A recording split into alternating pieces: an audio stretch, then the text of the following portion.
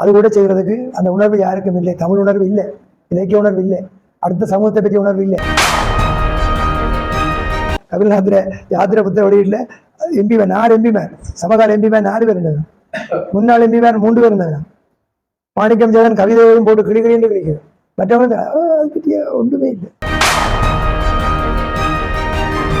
21 சைக்கிள்களை வாங்கின கும்பலே இருப்பேன். ஒரு பொம்பளை இருந்தால் தனக்கு படிக்கிறதுக்கு 21 நிறுவனங்கள் எனக்கு சைக்கிள் கொடுத்துருக்காங்க.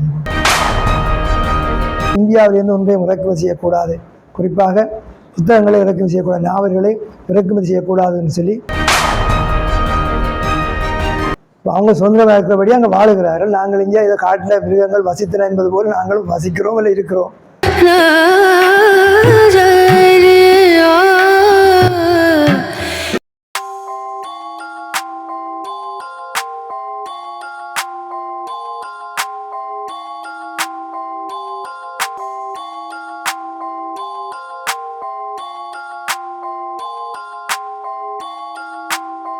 இலங்கையின் மூத்த எழுத்தாளராக விளங்குகின்ற தாமரை செல்வி என்ற புனைப்பெயரினாலே எழுத்து உலகில் அறியப்பட்டவராக விளங்குகின்ற அதிதேவி கந்தசாமி அவர்களது சின்னாசி கிழவனின் செங்காரி பசு என்ற சிறுகதை தொகுப்பின் ஒரு அறிமுக ஆய்வு விமர்சன நிகழ்விலே தலைமை தாங்குகின்ற ஒரு பாக்கியம் என்றுதான் சொல்ல வேண்டும் எனக்கு கிட்டியிருக்கின்றது.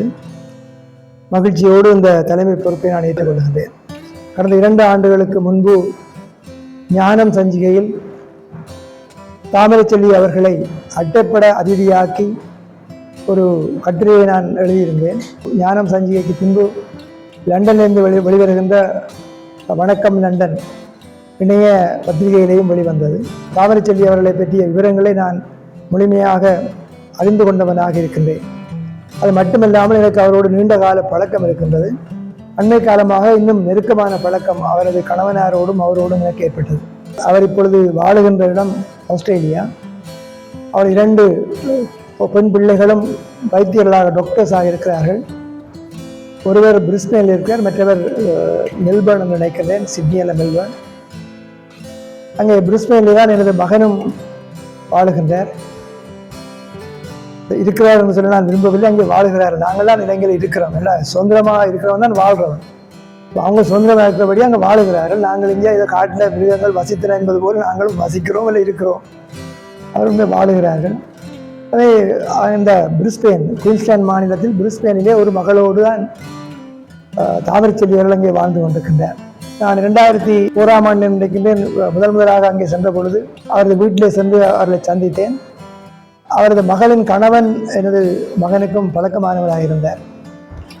அவரது மகள் எனது மருமகளுக்கு பழக்கமான 2 பேரும் மருத்துவர்கள். அந்த வகையில் எனக்கு வசதியாக போய்விட்டது. அங்கே சென்று ஒரு சாப்பாடு அங்கே சாப்பிட்டோம். அதுக்கு பின்பு அவர்களையும் எங்கள் வீட்டுக்கு, மகனின் வீட்டுக்கு அழைத்து அங்கேயும் ஒரு நாள் வந்து எங்களோட உணவுண்டு மகிழ்ச்சியாக சென்றார்கள். அதுக்கு பின்பு நான் ஆஸ்திரேலியாவிலே பல தடவைகள் அவர்களை சந்தித்திருக்கிறேன். கடந்த தடவை சென்ற பொழுதும் நான் சந்தித்தேன். அவரது வெளியில தெரியாத ஒரு பக்கம், எழுதாத பக்கம் உண்டு. அவர் ஒரு நல்ல நாடக ஆசிரியையும் கூட. நான் அங்கே இருந்த நேரத்திலே அங்கே இயங்குகின்ற தமிழ் பாடசாலை ஒரு பிரம்மாண்டமான கலை விழாவை நடத்தியது. அது ஆண்டுதோறும் நடத்தப்படுகின்ற கலை விழா தான். அந்த கலை விழாவிலே பொன்னியின் செல்வன் நாவலை நாடகமாக மாற்றியிருந்தார். 1ஆம் பாகம் 2ஆம் பாகம் என்று திரைப்படங்கள் வந்திருந்தாலும் கூட அவர் அந்த திரைப்படத்தின் அடிப்படையிலேயும் கல்கியின் மூலக்கதையின் அடிப்படையிலேயும், இந்த திரைப்படத்தில் கல்கியின் மூலக்கதையிலிருந்து சில மாறுதல் வந்துவிட்டது. அந்த படம் முடியும் பொழுது, கதை முடியும் பொழுது அந்த பொன்னியின் செல்வனது மூலக்கதையின் அடிப்படையிலே நாடகமாக்கியிருந்தார். அதை அந்த திரைப்படத்திலே வந்த ஒலியமைப்போடு அருமையான நாடகமாக மேடியிட்டார்கள். நாடகம் மட்டுமல்ல, இன்னொரு பக்கம் படங்களை வரைவார். தனது சிறுகதைகளுக்கு தானே படங்களை வரைந்து அனுப்புகின்ற வழக்கத்தை கொண்டவர். இலங்கையிலேயும் தமிழ்நாட்டிலேயும் அவரது சிறுகதைகள் பத்திரிகைகளிலே சஞ்சிகைகளிலே வெளியேறும் பொழுது அவற்றுக்கு தானே படங்களையும் வரைந்து அனுப்புவார். இப்படி 2 விதமான ஆற்றல், படைப்பிலக்கிய ஆற்றல் ஒரு பக்கம், இதுவும் ஒரு படைப்பிலக்கியம்தான். அந்த கலை ஆற்றலும் அவருக்கு இருக்கின்றது. அவரது சிறுகதைகளை குறும்படங்களாக ஆக்கியிருக்கின்றார்கள். இங்கே தகவல் தரப்பட்டிருக்கிறது. தமிழ்நாட்டிலே மிகச்சிறந்த இயக்குநர்களில் ஒருவராக திகழ்ந்த, இன்றைக்கும் பெயராலே போற்றப்படுகின்ற இயக்குனர் மகேந்திரன். தங்கப்பதக்கம் மகேந்திரன் சொல்லுவோம். தங்கப்பதக்கம் நாடகத்துக்கு கதை வசனம் எழுதியவர் அவர். திரைப்படத்துக்கும் அவர்தான் வசனம் எழுதினார். அதனாலே தங்கப்பதக்கம் மகேந்திரன் என்றுதான் அப்பொழுது அறியப்பட்டவர். எம்ஜிஆரின் படங்களுக்கு தான் ஆரம்பத்தில் எழுதினார் வசனம். முள்ளும் மலரும் படத்தை தானே டைரக்ட் பண்ணார், நெறியாளிகை செய்தார். நெஞ்சத்தை கில்லாத படத்தை நெறியாளிகை செய்தார். இப்படி சில படங்கள் மிகவும் பிரபலமான சிறந்த படங்களாகவும் நல்ல வெற்றிகரமான படங்களாகவும், ரஜினிகாந்தை 2 இரட்டை படங்களில் வச்சு ஜானி என்ற படத்தை கூட செய்திருந்தார். அப்படி மிகச்சிறந்த இயக்குநராகவும் எழுத்தாளராகவும் விளங்கிய மகேந்திரன் அவரது சிறுகதையை குறும்படமாக ஆக்கியிருக்கின்றார். வேறு சிலரும் குறும்படங்களாக ஆக்கியிருக்கின்றார்கள். தாமரைச்செல்லியின் சிறுகதைகள் பல மொழிகளிலே மொழிபெயர்க்கப்பட்டிருக்கின்றன. அந்த தகவல்கள் இந்த புத்தகத்திலே கொடுக்கப்பட்டிருக்கின்றன. இலங்கையிலே 2 தடவைகள் தேசிய சாகித்யமுள்ள விருது பெற்றார். 2வது தடவை தேசிய சாகித்யமுள்ள விருது பெற்றது உயிர்வாசம் என்ற ஒரு பெரிய நாவலுக்காக தான். அவர் எழுதிய மிகப்பெரிய நாவல்.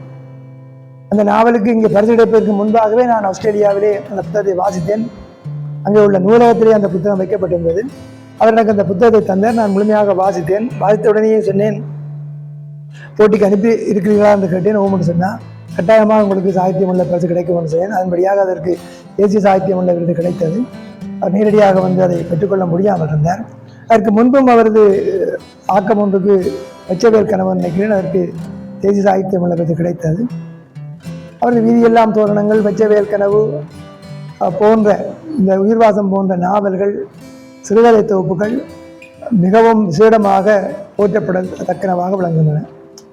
1973ஆம் ஆண்டிலே எழுத்துத்துறையில் ஈடுபட்டவர். வானொலிக்கு சில தகவல்களை அனுப்பி, அங்கே அவரது அனுப்பிய தகவல்கள் ஒலிபரப்பப்பட்ட பொழுது ஏற்பட்ட மகிழ்ச்சியினாலே தொடர்ந்து சஞ்சிகைகளுக்கு எழுதத் தொடங்கினார்.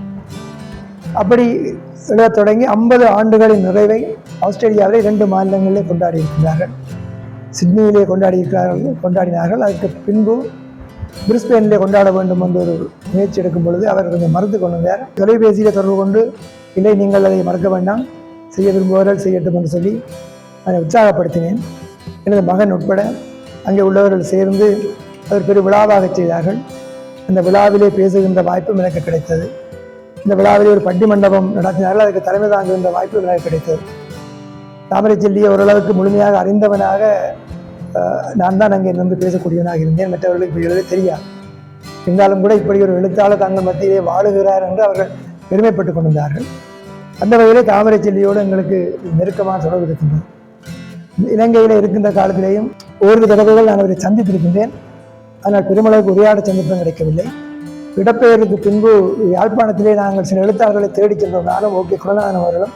இலங்கையில் இருந்த எழுத்தாளர்கள் எல்லோரது முகவரிகளையும் தேடி பெற்று அவர்களை சந்திக்க வேண்டும் என்று 2009க்கு பின்பு நாங்கள் முயற்சி செய்தோம். அப்படி பலரை நாங்கள் சந்தித்தோம். நாங்கள் செய்த காரியத்தை இன்னமும் சொல்ல வேண்டும். இந்த நூலகம் கட்டப்பட்ட பின்பு அப்பொழுது லிங்கநாதன் சேர்மனாக இருந்தார். அவர் ஒரு குழு ஒன்றை அமைத்திருந்தார். நாங்கள் தான் அமைத்த குழு. ஓகே குணநாதனும் நானும் வேறு சிலமர் இருந்தோம். நாங்கள் அவரிடம் ஒரு கோரிக்கையை முன்வைத்தோம். அதில் ஒரு கோரிக்கை நிறைவேற்றப்பட்டது, ஆனால் முழுமையாக நிறைவேற்றப்படவில்லை. அவரிடம் நாங்கள் வைத்த கோரிக்கை என்னவென்றால், இலங்கையிலே ஏராளமான எழுத்தாளர்களது நூல்கள் எல்லாம் அழிந்து சேர்ந்து போய்கொண்டிருக்கின்றன. இடம்பெயர்ந்து செல்லுகின்ற காரணத்தினாலே நூல்களை அவர்களாலே பத்திரப்படுத்தி கொண்டு போக முடியவில்லை. அதனால இருக்கின்ற நூல்களையாவது நாங்கள் பத்திரப்படுத்த வேண்டும் என்று விரும்பினோம். முல்லை அமுதன் போன்றவர்கள், செல்வராஜா போன்றவர்கள் வெளிநாடுகளிலே லண்டனில் இருந்து கொண்டு ஈழத்திலே வெளிவந்த நூல்கள் எல்லாவற்றையும் அங்கே சேகரித்து, நானும் நிறைய புத்தகங்கள் அனுப்பியிருக்கிறேன் முல்லை அமுதனுக்கு. அங்கே உள்ள தங்களது ஆவணங்களுக்குள்ளே அந்த புத்தகங்கள் எல்லாவற்றையும் சேகரித்து வைத்திருக்கிறார்கள். அப்படி ஏராளமான நூல்களை லண்டனிலே சேகரித்து வைத்திருக்கின்றார்கள். இப்போ வவுனியாவிலேயும் நூலகங்கள் அந்த முயற்சியை செய்ய வேண்டும் என்று விரும்பிய பொழுது வவுனியா நூலகம் எங்களுக்கு கை கொடுத்தது.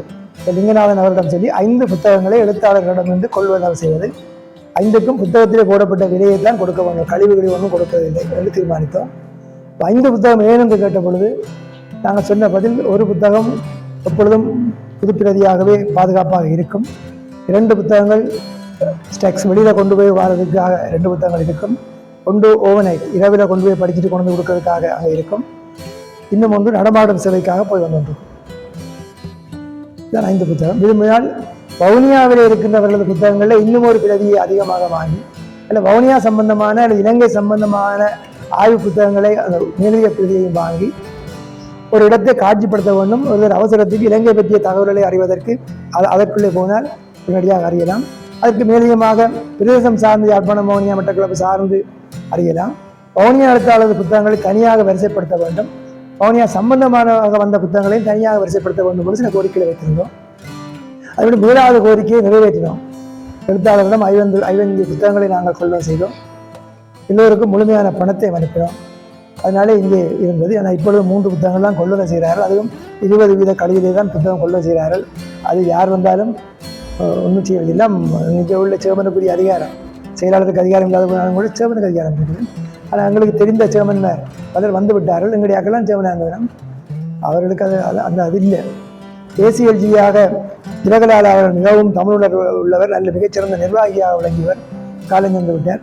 அவர் யாழ்ப்பாணத்திலே ஏசிஎல்ஜியாக இருந்தபோது இந்த உள்ளூராட்சி ஆணையாளர் உதவி ஆணையாளராக இருந்த காலத்திலே இலங்கையில் வெளிவந்த புத்தகங்கள் எல்லாவற்றிலேயும் வடமாகாணத்துக்கு தேவையான நூலகங்களுக்கு தேவையான அளவு புத்தகங்களை கொள்வனம் செய்தார். எத்தனை நூலகங்கள் இருக்கின்றனவோ அத்தனை நூலகங்களுக்கும் ஒவ்வொரு புத்தகமாக கொடுப்பதற்காக கொள்வனம் செய்தார். அப்பொழுதெல்லாம் நாங்கள் பெரிய அளவுக்கு புத்தகம் வெளியிடவில்லை. நான் சிரித்திரன் ஆசிரியரும் நானும் சேர்ந்து வெளிவந்த சிரித்திரன்கள் எல்லாவற்றையும் கொண்டு அவரிடம் ஒப்படைத்தோம். அப்படி எல்லா நூலகங்களுக்கும் அந்த சிரித்திரன் பிரதிகள் சென்று வந்தன. பல எழுத்தாளர்களது நூல்கள் ஒரு 100 நூலகம் இருக்குன்னா 100 புத்தகத்தை கொள்வனம் செய்யலாம். தமிழ்நாட்டில் 500 புத்தகம் வாங்குறாங்க. எல்லாம் அரசாங்கம் கொத்தபைய செய்வனும் வைந்த செய்வனும் உண்டே சொல்லி கொண்டு நாங்கள் திருப்பி இங்கேயும் சொல்லுவோம், பாடுவிலையும் சொல்லுவோம். நாங்கள் செய்ய மாட்டோம். இது யாரும் செய்ய வேண்டிய தேவையில்லை. எங்களோட மக்கள் பிரதிகள் செய்ய வேண்டிய வேலை. குறைஞ்சது வடகிழக்கு மாகாணம் மட்டுமே 100 புத்தகமாக கொள்ள செய்து போட்டு வேணா கழிவு 10 வீதம் கழிவு போட்டுக்கோ கொள்ள செய்து போட்டு அந்த காசை எடுத்துடலாம். அப்போ அத்தனை நூலகங்களுக்கும் அவர்கள் அனுப்பி கொண்டுக்கலாம். நூலகத்திலேருந்து காசை வாங்கலாம், மோனியா நூலகத்திலேருந்து காசு வாங்கலாம். இவ்வளோ புத்தகம் அனுப்பிக்கிறோம் காசு வாங்கினாங்க, சரி. அது கூட செய்கிறதுக்கு அந்த உணர்வு யாருக்கும் இல்லை. தமிழ் உணர்வு இல்லை, இலக்கிய உணர்வு இல்லை, அடுத்த சமூகத்தை பற்றிய உணர்வு இல்லை. இதை பேசினா அப்புறம் அரசியலாக மாறிடும். அரசியலாக பேசினாலும் கிட்ட வெக்கம் கட்ட மாதிரி கேட்டுக்கொண்டே இருக்கலாம் எல்லாரும். அண்மையில் நடந்த ஒரு விழாவில் கபில்நாத்தில் யாத்திரை புத்தக வெளியீட்டில் எம்பிமார் 4 எம்பிமார் சமகால எம்பிமார் 4 பேர் இருந்தாங்க. முன்னாள் எம்பிமார் 3 பேர் இருந்தாங்க. மாணிக்கம் ஜெகன் கவிதையையும் போட்டு கிளிகளின்னு கிடைக்குது. மற்றவங்க ஒன்றுமே இல்லை. ஒருத்தர் கூட ஒழிப்பு போகிறோன்னு போகவும் இல்லை, அது அடிக்க ஒப்பி பேசாதுன்னு சொல்லவும் இல்லை. நீ என்னவாது பேசி போட்டுவோம். அந்த மாதிரி எங்களை பாராளுமன்ற உறுப்பினர்களுக்கு எல்லாம் அரசாங்கம் மிக அருமையான மாகாண சபையை கூட ஒன்றும் செய்ய முடியாமல் போனோம். நாங்கள் கூட மாகாண அமைச்சருக்கு கூட மோனியாவுக்கு கூப்பிட்டு வச்சு நாங்கள் கலைக்கன்பல் வட்டத்தில் பிரேரணை கொடுத்தோம். என்ன செய்ய முடியும்? இப்போ கலாச்சார பேரவை இருக்குது வவுனியாவில், மாவட்ட கலாச்சார பேரவை இருக்குது. ஒரு நாளைக்காவது டிரெக்டர் வாங்க, செக்ரட்டரி வாங்க, உங்களோட ஹைகோர்ட்னா வரமாட்டேன். இந்த பக்கம் வரமாட்டேன். வடமாகாண செயலாளர் வாரதில்லை, வடமாகாண பணிப்பாளர் வாரதில்லை. நாங்கள் அங்கே பிரதிநிதியாக போயிட்டு அழுத்து போட்டு நாங்கள் இப்போ போகிறது இல்லையா. அங்கே போய் கதைச்சா அதுங்க விடுபடாது.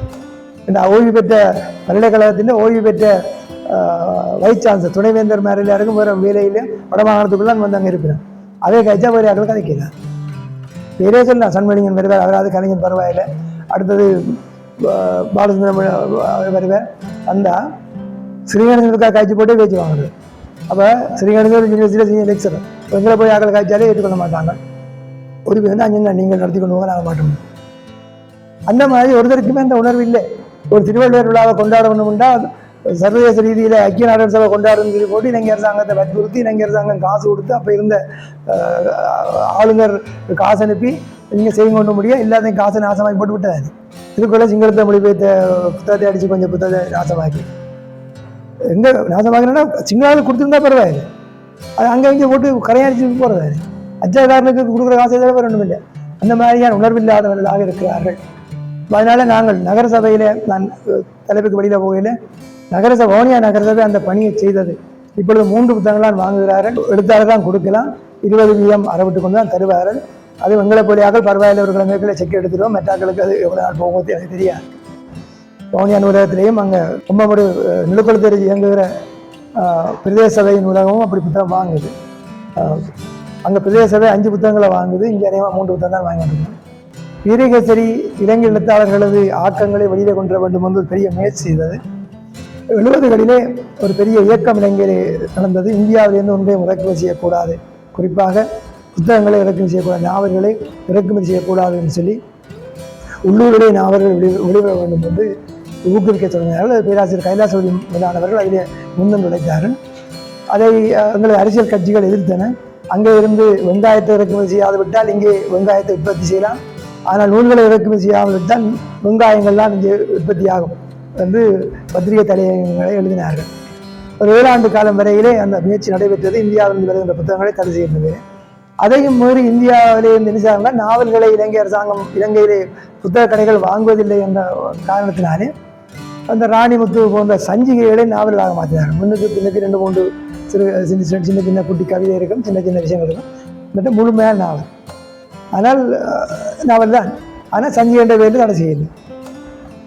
அந்த வகையில் வந்தது வீரகேசரி பிரசுரங்கள் நிறைய வந்த காலம். வீரகேசரியை பொறுத்தவரையில் பிரமாண்டமான மெஷின் வச்சிருக்கிறோம். அந்த மெஷினில் பேப்பர் அடித்தா முழுக்க போட்டு அடிக்கிற அளவுக்கு இங்கே காணாது. அதுக்காக அதோட சேர்த்து மித்திரன் அடிச்சினோம், யோதியின் ஒன்று வெளியிடணும், ஒரே ஓடைக்குள்ளேயே அடிக்கக்கூடியதாக புத்தகத்தை அடிச்சிடும். அன்றைக்கு 72 பக்கத்துக்கிட்ட ஒன்று அடிக்கலாம், பெட்டியை பேப்பர் அடித்தேன், மடிச்சு போட்டு புத்தகமாக கட்டிச்சிடும். கட்டி 2 ரூபா சொச்சம் மிக மலிஞ்ச விலையில் சாதாரணமான டிமை பேப்பர் பத்திரிகை அடிக்கிற பேப்பர்லேயே புத்தகமாக அடித்து எல்லா தங்களது வீரேசரி விற்கிற புத்தகக்கடையெல்லாம் கொடுத்து ஆரம்பத்தில் நல்லா விற்பனை வாய்ப்பு கொண்டது. பிரதேச நாவல்களை அவர் ஊக்குவித்தார்கள், முக்கியமாக பிரதேச நாவல் தான் ஊக்குவித்தார்கள். அந்த வகையில் தான் ஒரு பிரதேச நாவலாக தாமரைச்செல்வி எழுதின முதலாவது நாவல் வெளிவந்தது. நான் கொஞ்சம் பிந்தி விட்டேன், எனக்கு அந்த வாய்ப்பு கிடைக்கவில்லை. நான் எழுதிய அலைக்குமிழ் நாவல் வீரேசரி நூல்களை வெளியிடுகின்ற திட்டத்தை கைவிட்டு கொண்டு போன காலத்திலே அனுப்பப்பட்ட நாவல். எனக்கு திருப்பி அனுப்பியிருந்தால் நாங்கள் இப்பொழுது அந்த புத்தகங்களை செய்வதை மிகவும் குறைத்து விட்டோம், உங்களது நாவலில் பிரதேச மனம் காணாது என்று சொல்லி திருப்பி அனுப்பியிருந்தார்கள். எனக்கு முன்பு 2 வருஷம் முந்தினபடியாக தாமரைச்செல்விக்கு அந்த ஆசிரம் கிடைத்தது. அதே போல் திருவண்ணாமலையிலிருந்து பாலேஸ்வரி பூஜைக்கு வந்த மலர் நாவல் எழுதினார். சில பொன்னெழுத்தாளர்கள் தான் அந்த வீரேசரியினாலே வளர்க்கப்பட்டவர்கள் அல்லது வளர்ந்தவர்கள் அல்லது திறமையை வெளிப்படுத்தியவர்கள் அல்லது பிரபலமானவர்கள் சொல்லலாம். அந்த சமகாலத்திலே 73ஆம் ஆண்டு அவர் எழுத தொடங்க, அதற்கு பின்பு அப்படியே 80 வரையில தான் மண்டதீவு கலைச்செல்லியும் அந்த காலத்துக்குள்ள எழுத தொடங்கினோம். நீண்ட காலமாக மண்டதீவு கலைச்செல்லியை நாங்கள் தேடி செஞ்சோம். இங்கே பவுனியால் 13 வருஷம் எங்களுக்கு தெரியாது, ஒழிச்சிருந்துட்டு அஞ்ஞாதவாசம் வனவாசம் அஞ்ஞாதவாசம் இருந்து அதுக்கு பிறகு அவரோட புத்தகத்தை வெளியிடுறதுக்கு நாங்களே வெளியிட்டுலா செய்தோம். தாமரைச்செல்வி அதுக்கு காரணமாகவும் அமைந்தார், அவர்கள் நண்பிகள். அப்படி பல எழுத்தாளர்கள் இந்த பிரச்சனைகளாலேயே கூட பாதிக்கப்பட்டிருந்தார்கள். இப்போ நாங்கள் 2009 பிறகு நானும் ஓகே குழந்தைகளும் இலங்கையில் உள்ள எழுத்தாளர்களை சந்திக்க வேண்டும் சொல்லி திரிந்த பொழுது தாமரைச்செல்வி அவர்களே பரந்தனில் குமரபுரத்துக்கு சென்றோம். அதான் அவற்றை சொந்த இடம். அங்கே ஆக்கள் இல்லை, இப்போ இடம் இருந்தாக்கள் 2009 பிறகு அங்கே வந்து சேரையில். பிறகு யாழ்ப்பாணத்தில் போய் கேள்விப்பட்டு அவரை மகள் டாக்டர் இருந்தபடியால் அங்கே யாழ்ப்பாணத்தோடு இருக்கணும்னு சொல்லி இரவு போய் அவை சந்தித்தேன். அதான் முதல்ல அங்கே போய் சந்தித்தது. அதுக்கப்புறம் வவுனியாவில் தேசிய கல்வியல் கல்லூரியில் நடைபெற்ற ஒரு எழுத்தாளர் மாநாடு ஒன்றுக்கு தாமரைச்செல்வி வந்திருந்தால் அப்போ நாங்கள் கதைச்சோம். அதுக்கு பிறகு கனகாலமாக தொடரவில்லை. இப்போ தான் ஆஸ்திரேலியாவுக்கு போகிறபடியே அங்கே அவர் கண்டு கதைக்கக்கூடிய வாய்ப்பு இருக்கிறது.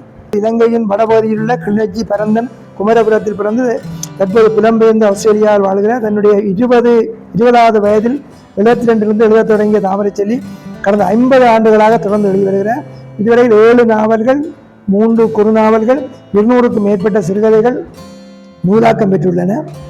ஓவியங்கள் வரைவதிலும் தாமரைச்செல்விக்கு ஈடுபாடு உண்டு. இவருடைய 5 சிறுகதைகள் ஆங்கிலத்திலும், 3 கதைகள் சிங்களத்திலும், 1 கதை ஜெர்மன் மொழியிலும் மொழிபெயர்க்கப்பட்டுள்ளன. ஒரு சிறப்பான விஷயம். 2 தடவை இலங்கை அரசினால் வழங்கப்படும் அரசு சாகித்ய விருதுகளை பெற்றவர். அதுடன் தமிழ்நாடு முற்போக்கு எழுத்தாளர்கள் கலைஞர்கள் சங்கத்தின் விருது, இலங்கை வடமாகாண சபையின் 2 விருதுகள், யாழ் இலக்கிய பேரவையின் விருது, கொழும்பு சுதந்திர இலக்கிய அமைப்பின் விருது, தமிழ்நாடு கூனா சின்னப்ப பாரதி அறக்கட்டளையின் விருது உட்பட பல விருதுகளும் பரிசுகளும் பெற்றிருக்கிறார். 6 சிறுகதைகள் குறும்படங்களாக எடுக்கப்பட்டுள்ளன. இலங்கை அரசின் கல்வி அமைச்சு தமிழ் மொழி பாடத்தில் இன்னொரு பக்கம் என்ற சிறுகதையையும் தமிழ்நாடு கல்வி அமைச்சு 11ஆம் வகுப்புக்கான பாடத்திட்டத்தில் பசி கதையை இணைத்திருக்கிறார். தமிழ்நாடு பாடத்திட்டத்துக்குள்ளே சேர்க்கின்றது சாதாரணமான விஷயம் இல்லை. இவற்றை சிறுகதை தமிழ்நாடு பாடத்திட்டத்தில் சேர்க்கப்பட்டிருந்தது. இப்பொழுதும் தொடர்ச்சியாக இருக்கிறது எனக்கு தெரியாது. சேர்க்கப்பட்டது. சேரனின் கவிதை ஒன்று சேர்க்கப்பட்டது. சூனா வில்வநண்டத்தின் கவிதை ஒன்று சேர்க்கப்பட்டது. லானா ஐயன் அச்சானா ஜெயபாலன் கவிதையும் சேர்க்கப்பட்டதாக நான் அறிகிறேன். அந்த வகையில் எங்களுக்கு பெருமை. எங்களோட சமகாலத்தில் வாழ்ந்து கொண்டிருக்கின்ற எழுத்தாளர்கள் அவர்கள் எல்லோரும் தமிழ்நாடு பாடப்புத்தகத்தில் வர்றபடியாக தமிழ்நாட்டில் கற்கின்ற அவ்வளவு மாணவர்களுக்கும் அவருக்கு பெயர் அறிமுகமாக இருக்கும். அதேபோல் இலங்கையிலேயும் பாடத்திட்டத்தில் வந்தபடியாக படிக்கிற எல்லாருக்குமே அவரோட பெயர் நிச்சயமாக அறிமுகமாக இருக்கும். அவரது எழுத்துக்கள் மிகச் சிறப்பானவை. அவர் பெரிய அளவு கல்வி கற்ற ஒரு மேதை அல்ல, ஒரு கலை பட்டதாரியோ அந்த பட்டதாரியோ அல்ல. தனது அனுபவங்களை உணர்வுபூர்வமாக வெளிப்படுத்த தெரிந்தவர். அதை வெளிப்படுத்த இந்த தயக்கமும் இல்லை. அவரது நாவல்கள் சிறுகதைகளில் எந்த விதமான விரசமும் இருக்காது. அதில் வீட்டில் மூத்த பிள்ளை பொம்பளை பிள்ளை, அவருக்கு கீழே நிறைய பிள்ளைகள், தம்பிமா தங்கச்சிங்க. இப்போ அவரது சகோதரிகளும் எழுதுகிறார்கள். அவர் சகோதரன் ஒருவர் சுப்ரம் சுரேஷ்னு சொல்லுவோம். அவர் வவுனியா வளாகத்திலே, யாழ்ப்பாண பல்கலைக்கழக வவுனியா வளாகத்திலே கல்வி கற்ற காலத்தில் ஸ்ரீகணேசன் சாரோடு சேர்ந்து எங்களது இலக்கியவட்டத்தை இயங்கியவர். அவர் மூலமாகத்தான் நாங்கள் பச்சைவேல் கனவு, வீதியெல்லாம் தோரணங்கள் ஆகிய நூல்களை வவுனியாலே அறிமுகப்படுத்தினோம் நாங்கள். இன்னும் அவரது சகோதரியின் கணவன் வந்து பலர் எழுத்துத்துறையில் இருக்கின்றார்கள். எல்லாம் அவரது ஆதர்சம்தான். அவரது பெற்றோர் அவருக்கு அந்த வகையிலே துணையாக இருந்தார்கள். அவர் கணவன் மிகவும் துணையாக இருந்தார். இன்றைக்கு வன்னியிலே கிளிநொச்சி பரந்தன் அந்த பகுதிகளை முழுமையாக நாவல் இலக்கியம் மூலமாக, சிறுகதை இலக்கியம் மூலமாக வெளியிலே கொண்டு வந்தவர் தாமரைச்செல்வி தான். எங்களுக்கு முல்லைத்தீவு பகுதியை அந்த பிரதேச கரிசல் காட்டு மண்ணை, எங்களை கரிசல் காட்டு மண் இல்லை, கரிசல் காட்டு மண்ணுன்னு சொல்லித்தான் நாங்கள் பயன்படுத்துகிறார் தமிழ்நாட்டில். அந்த வன்னியை சிறந்த வகையிலே புனைகதை மூலமாக புலப்படுத்தியவர்கள் மிகவும் முக்கியமானவர் ஆனா பாலமனோகரன். அவரது நிலக்கிளி மிகவும் அருமையான நாவல். அதேபோல முல்லைமணி அவர்கள் சில சிறுகதைகளிலே புலப்படுத்தியிருக்கின்றனர். வவுனியா மாவட்டம் வந்து பார்த்தால் காட்டாறு நாவல் செங்காலியானது அது செட்டிகுள பகுதி தான், மற்ற பகுதிகள் இல்லை என்றாலும் கூட செட்டிகுள பகுதியை அவர் பிரதிபலித்திருந்தார். யாழ்ப்பாணத்துக்கு பிரதேச நாவல் நிறைய வந்திருக்கின்றன. மட்டக்களப்புக்கு ஸ்ரீ ஜோன்ராஜினது கோடியார் மாப்பிள்ளை வந்தது, மலையகத்தை பற்றி பலர்கள் இருக்கின்றார். அந்த வகையில் கிளிநொச்சி பரந்தன் போன்ற அந்த பகுதிகளை இலக்கியமயப்படுத்தியவர் தாமரைச்செல்வி தான். அதுக்கு அந்த பரந்தன் பகுதி, கிளிநொச்சி பரந்தன் பகுதியெல்லாம் குடியேற்றங்களாம். அது வன்னிக்குள் இறங்கினாலும் கூட அது முழுக்க யாழ்ப்பாணத்து குடியேற்றம் தான் அங்கே அமைந்தது. குறிப்பாக நெடுந்தீவை சார்ந்தவர்கள் நிறைய பேர் அங்கே வந்தார். ஐயனாச்சாரா ஜெயபாலெல்லாம் நெடுந்தீவு தான். நெடுந்தீவை சேர்ந்தவர்கள் தான் நிறைய அங்கே வந்தார்கள். தாமரைச்செல்வி அவர்கள் அவர்களது தந்தையார் அவர்களது பரம்பரை தென்மராட்சி சேர்ந்த சாவச்சியோடு சேர்ந்து தென்மராட்சி சேர்ந்த பகுதி, அங்கிருந்து வந்தார்கள். பச்சைவேல் கனவிலே பல விவரங்களை அவர் குறிப்பிட்டிருக்கிறார். எப்படி அந்த குளத்துக்குள்ளே காணி கிடைத்தது, எப்படி விவசாயம் செய்தது, தோட்டம் செய்ததுன்னு மிக விரிவாக இருக்கிறார். சுமைகள் நாவலிலே முடியிருக்கிறார். அவரது கதைகளிலே சமகாலம் பெருமளவுக்கு இடையோடி கொண்டிருக்கும் கடந்த காலத்தில் உள்ள சம்பவங்களையும் அந்த நாவல்களிலே சிறுகதைகளிலே சொல்லிக் கொண்டு போவார். இந்த சின்னாசி கிழமையும் செங்காரிப்பசு சிறுகதை தொகுப்பிலையும் நான் 15 சிறுகதைகள் இருக்கின்றன. எல்லா சிறுகதைகளையும் நான் வாசித்து முடித்து தான் வந்திருக்கின்றேன். அங்கேயும் எந்த கதையை தொட்டாலும் வேறொரு வகையில் இலங்கை பிரச்சனைகளை கொண்டு வர பார்ப்பேன். கிளிநொச்சி பிறந்த அந்த இடம் சம்பந்தமான விஷயங்கள் வேறு. இப்போ ஆஸ்திரேலியாவில் வாழ்கிற காரணத்தினால ஆஸ்திரேலியா சம்பந்தமான சிறுகதைகளை, இல்லை புலம்பெயர்ந்து வாழுகின்றவர்களது வாழ்க்கை முறைகளை, அவர்களது பிரச்சனைகளையும் எழுத தொடங்கியிருக்கிறார். பெரிய பெரிய பிரச்சனைகளை அவர் தொடர்வதில்லை, ஆனால் பெரிய பிரச்சனையாகவே காட்டப்படும் நாவல் சிறுகதைகள்.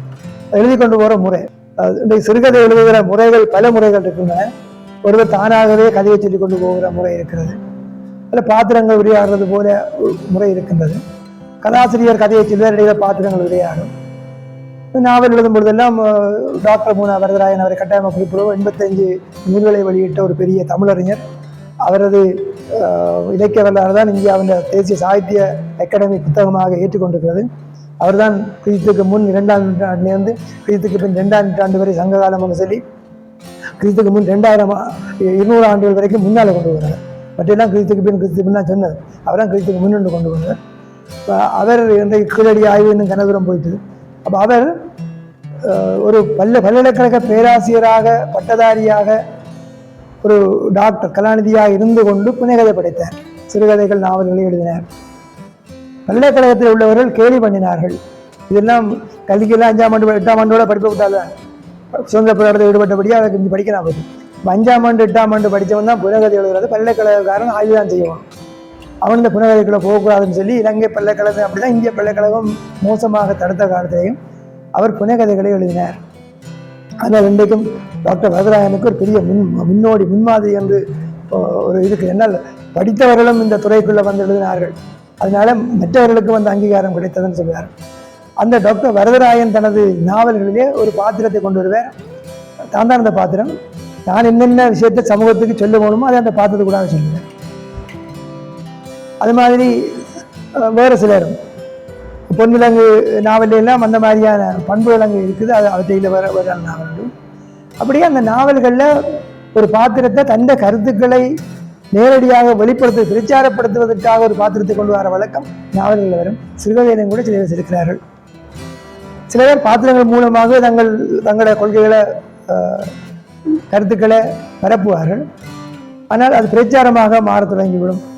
பாத்திரங்கள் கதைகள் இப்போ உங்கள் திரைப்படங்களில் எம்ஜிஆர் படங்களெல்லாம் எம்ஜிஆருக்கு உண்மையிலே அவ்வளவு கருத்துக்களையும் வழங்கினது கண்ணதாசனும் வாலியும் புதமபித்தனும் கதை வசனத்தாக்களும் தான். அவ்வளோ எம்ஜிஆர் கருத்து இல்லை.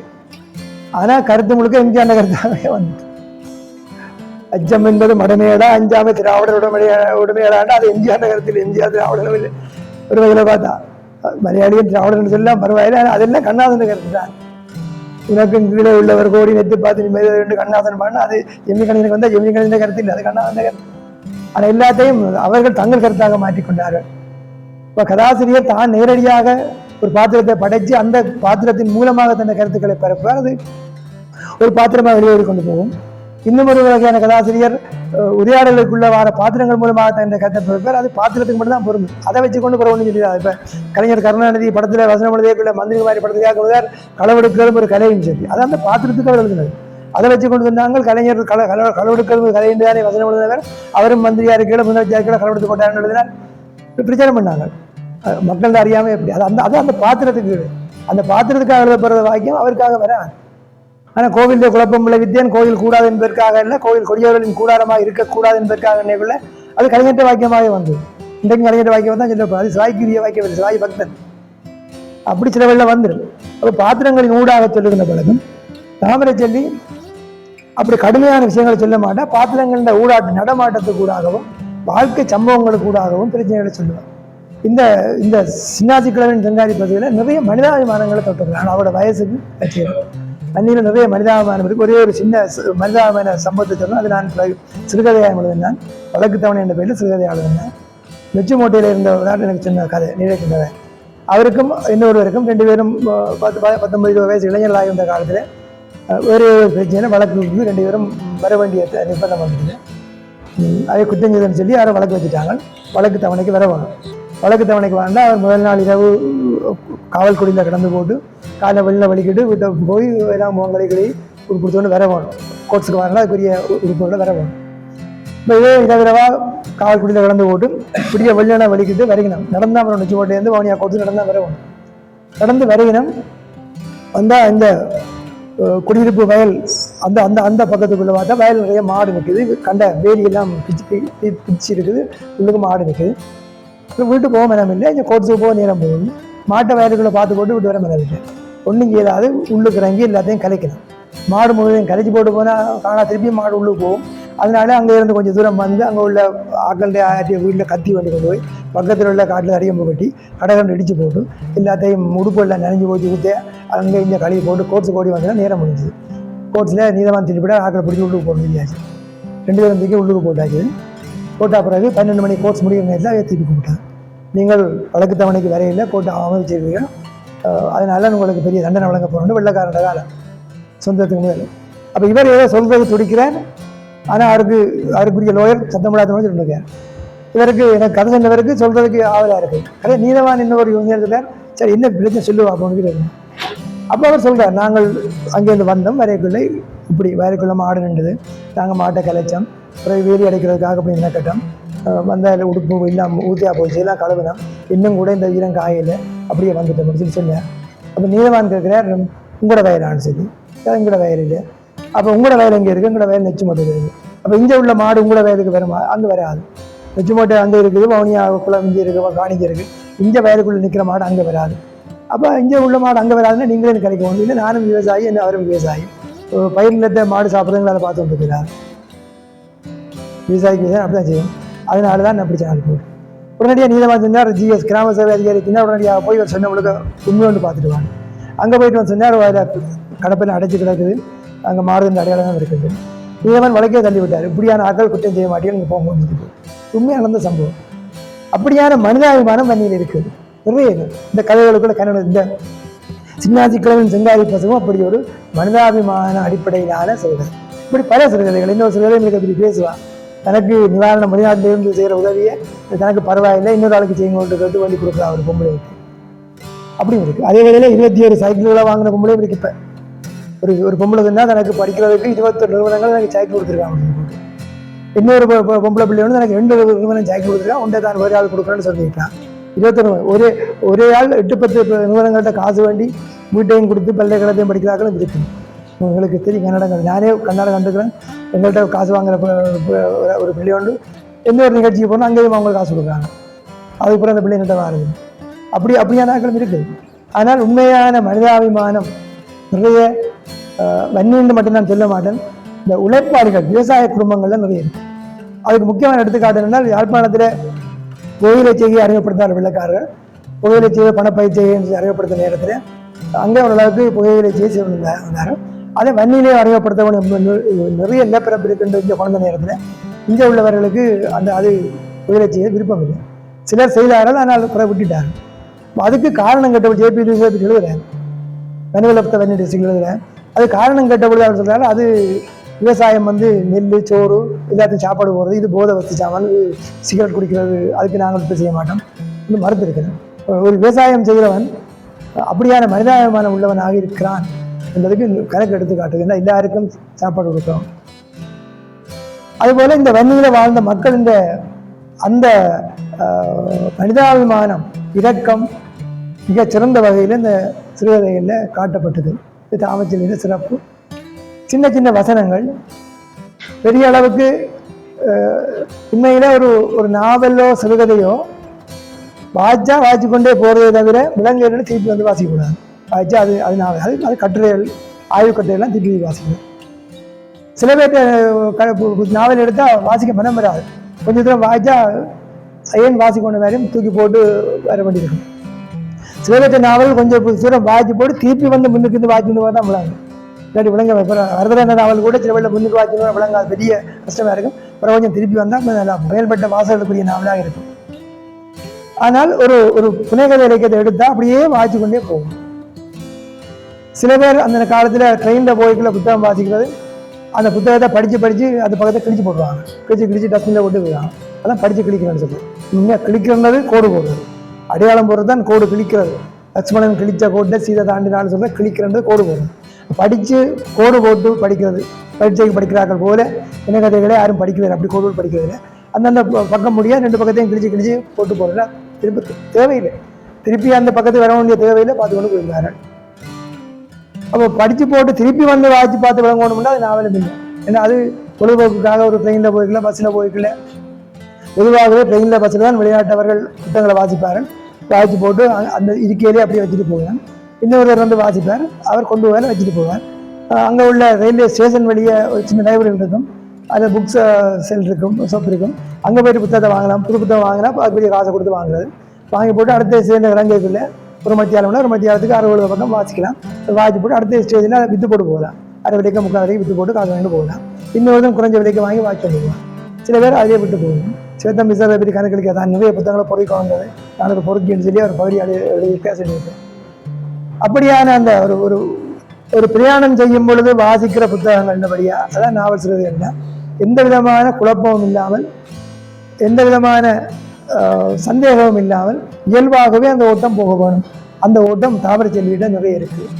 வாசிக்கிறவனை தூண்டி கொண்டு போகிறது போலி, ஆவலை தூண்டுறது போலி அப்படியே போய் கொண்டுருக்கும். சொல்ல வந்த முக்கியமான பாத்திரங்கள் விஷயங்கள்லாம் டக்குன்னு நடுவில் வந்து தான் தொடரும். அது வரைக்கும் வேறு விஷயம் போய் கொண்டு அந்த பாத்திரம் வந்தோன்னா அதை போகும். அதை பாய்ச்சி பார்த்தா தெரியும். இந்த உத்தி கதை சொல்கிற உத்தியில் பல விதமான உத்திகள் இருந்தாலும் கூட ஃப்ளாஷ்பேக்கு சொல்கிற உத்தி, ஒரு விஷயத்தை எங்கேயோ பாட்டி போட்டு திருப்பி பழசுக்கு வர உத்தி, இது அங்கே செக்குலர் பெரிய வேணம்பாடிக்குள்ள அந்த உத்தியை தான் பயன்படுத்துகிறேன். அந்த காலத்திலே வந்துட்டு அந்த உத்தி வந்துட்டு ராமாயணத்தில் கூட ராமாயணம் கூட அப்படி ஒரு உத்திலாம் வந்தது. நேரடியாக பிறந்து போகிற கதை சொல்கிறது லவகுசன்ற கதை வந்தால் நாங்கள் அதை வருது. லவன் குசன் தான் ராமாயணத்தை போய் பாடி தீர்வதாக வாங்கி சொல்லி அங்கேயும் தான் கதை முழுக்க வருது.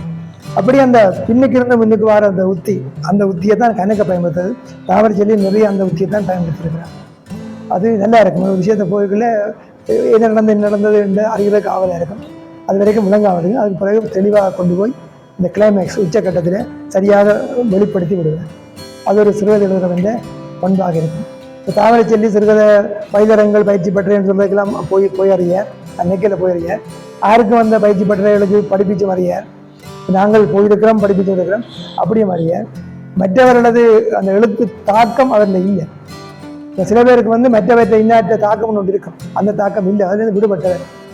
சில பேர் அப்படித்தான். ஸ்ரீதரை பற்றி சொல்லுவாங்க, ஸ்ரீதர் வந்து வேறு யார்ட்ட படமும் பார்க்கவே இல்லை, இங்கிலீஷ் படமோ பங்காளி படமோ அந்த படங்களே பார்க்கவே இல்லை. என்ன பார்த்தா அந்த அந்த அதை தான் கொன்ற வேண்டி வந்துடும், தனக்குள்ளே வந்து போது, அதனால பார்க்கல. சிவாஜி கணேசன் கூட சில படங்கள் ஹிந்தி படம் போகிற படங்களை தமிழில் செய்யக்குள்ள அந்த படத்தை போட்டு காட்ட போனால் சிவாஜி நேரம் வேண்டாம், உடனே அதே போல் நடிக்க வேண்டியதுன்னா அது வேண்டாம். ஆனால் தமிழ் படத்தை ஹிந்தியில் எடுக்கிறதுல சஞ்சய் குமார் போன்ற ஆக்கள் சிவாஜியில் படத்தை பார்த்து போட்டு சொல்லிக்கணும், ஐயோ எனக்கு நடிக்கிறான்னு சொல்லிக்கணும். குறிப்பாக பாகப்பிரிவினை படத்தை பார்த்து போட்டு கையங்காலம் சொத்தியாக ஒரு கதாநாயகன் நடிக்கணுமா, அதை ஒரு கையும் ஒரு காலம் சொத்தி சிவாஜி படம் முழுக்க கிட்டத்தட்ட கடைசி 5-10 தான் நான் கையங்காலம் சுத்தினாகும். ஒரு கதாநாயகன் கையங்காலம் சொத்தியாக நடிச்சா அதுக்கப்புறம் நடிக்கிறான்னு கேட்ட கதை இருக்கு. எம்ஆர் ராதாவை பார்த்துருக்கு, ஆக்களி கதை இருக்கு. அந்த அப்படி இன்னும் ஒரு ஆளை முன்மாதிரியாக கொண்டு எழுத தொடங்கினால் அது அப்படியே தனக்கு தொத்தி விடும் என்ற பயம் சிலவர்கள் இருக்கலாம். தாமரை செல்வியில் இன்னாற்ற சாயல் இருக்குன்னு சொல்ல முடியாது. என்னை பொறுத்தவரை எனக்கு சொல்ல தெரியல, அவட சாயல் அவரோட வழியை பலர் பின்பற்றிருக்கலாம். அவர்கிட்ட எந்த ஒரு சாயலும் இல்லை. தனித்துவமான பண்புகளோடு, தனித்துவமான எழுத்து நடையோட, தனித்துவமான படைப்பு. தனக்கு தெரியாத வில்லங்கத்தை சொல்ல வலிக்கிட மாட்டான். நீங்கள் ஆஸ்திரேலியா கதைகளை தான் எழுதியக்குள்ள அந்த இடங்கள் எல்லாம் சரியாக குறிப்பிடுவான். எவ்வளோ நேரத்தில் போகலாம், அங்கே தூரத்தில் எவ்வளோ தூரத்தில் இருக்குன்னு சொல்கிறதில்ல, எவ்வளோ நேர பிரயாணம்னு நான் சொல்கிறது இதெல்லாம் சொல்லுவாள் சரியா.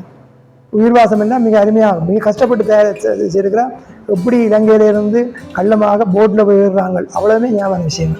அது கன தகவலை திரட்டவும், கள்ளமான தகவல்.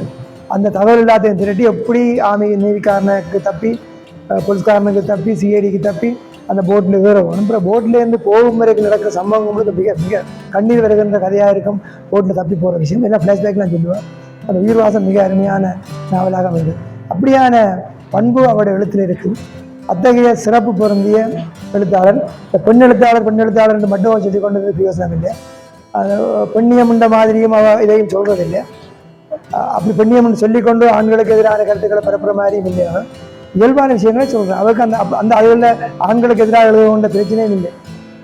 என்ன தந்தை அவருக்கு உறுதுணையாக இருந்தவர், கணவன் உறுதுணையாக இருக்கிறார், ஆண் சகோதரர்கள் உறுதுணையாக இருக்கிறார்கள்.